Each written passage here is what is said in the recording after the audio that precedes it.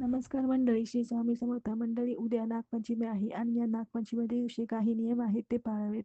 मंडळी, उद्या नागपंचमीच्या दिवशी लोखंडीची वस्तू वापरू नये, जसे की कढई, तवा यासारखे वस्तू वापरू नयेत. तसेच धारदार, टोकदार अशा वस्तूही वापरू नयेत, ज्याच्यामुळे आपल्याला त्रास होऊ शकतो. तसेच शेती संबंधी कुठलेही कामे करू नका. सापाचा छळ करू नका. सापाचा छळ केल्यास काल सर्पदोष लागतो आणि तो दोष पिढ्यानपिढ्या चालू राहतो. त्यामुळे सापाला मारू नका. सापासाठी केलेली कोणतीही पूजा नागदेवतापर्यंत पोहोचते असे मानले जाते. तसेच या दिवशी केस किंवा नखे दाढी देखील करू नये.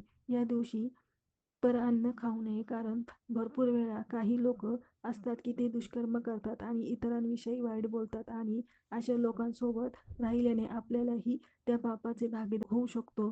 त्यामुळे या दिवशी या गोष्टींची तुम्ही काळजी घ्या. या दिवशी काही वस्तू पण कोणालाही देऊ नका. पहिली वस्तू झाडू, दूध, दही, मीठ, तांदूळ या वस्तू कोणालाही देऊ नका. जर कुणी दारात मागायला आले तर त्यांना पाणी नक्की द्या. श्री स्वामी समर्थ.